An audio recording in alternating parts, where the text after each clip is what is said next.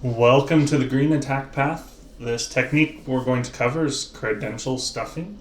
This is for the IT420 class.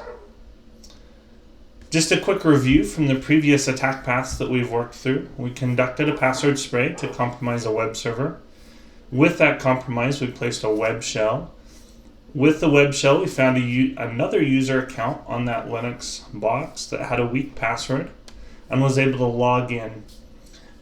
With that, we created a login script, added a new user, and then used that user to conduct SSH pivoting to explore the rest of the network that the web server was connected to.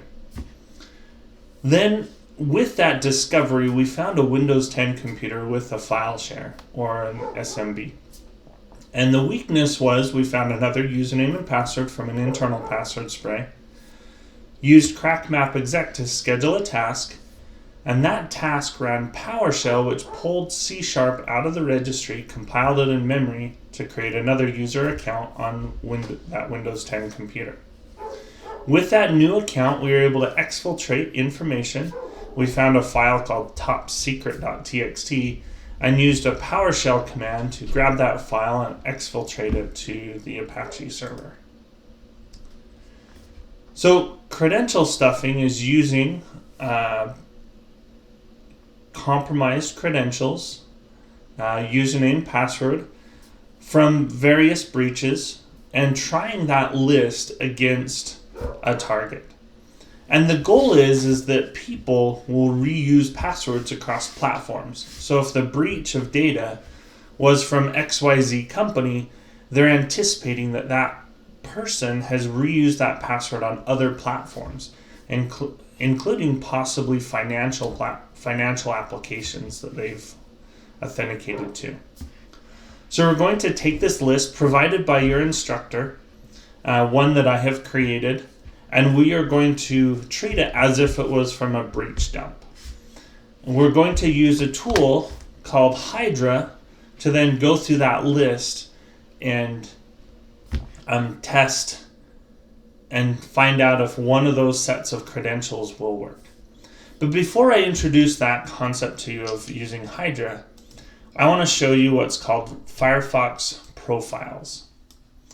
So in Firefox, you can do about profiles, and you can have multiple profiles set up. And a profile can be linked to a given browser session. So I can have a browser session running my default profile and another browser session running my proxy profile. As you can see here, it says launch profile in new browser. So I could launch the default. What is nice about profiles is I can set up all my proxy settings, my SOCKS proxy settings, or plugins that I need for a given environment, or say on my default profile I want different plugins than on my proxy or my attacking profile. I can do that with about profiles. So please use profiles. I oftentimes use two different profiles. One, the default for accessing my Jupyter notebooks and things that I have running on Kali. And then my proxy profiles are set up for my attacking profiles on whatever I'm working on, from Hack the Box to this lab. And then continuing on, I also wanted to show you about setting the SOCKS proxy inside Firefox. So in the last attack path, we talked about proxy chains, and proxy chains can be executed and appended to the front of a command, and the output of that command will go through the proxy to reach its destination. Well, with Firefox, you can configure this. Instead of running proxy chains Firefox, you can actually configure the SOCKS proxy right here by selecting manual proxy configuration, SOCKS host, the port, and then the version 4 or version 5. So continuing on with the website, I'm connected to PWGO on my home lab. The home lab IP address downstairs is 10.27.20.66.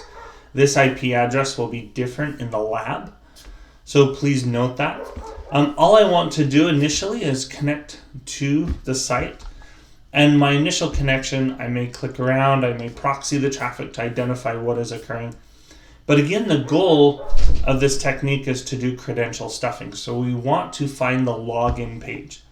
So by clicking on login, we can see, hey, there's a username, password, and the submit. And this is where we want to take our credential dump, or the list that I've provided you, and test it against this login form.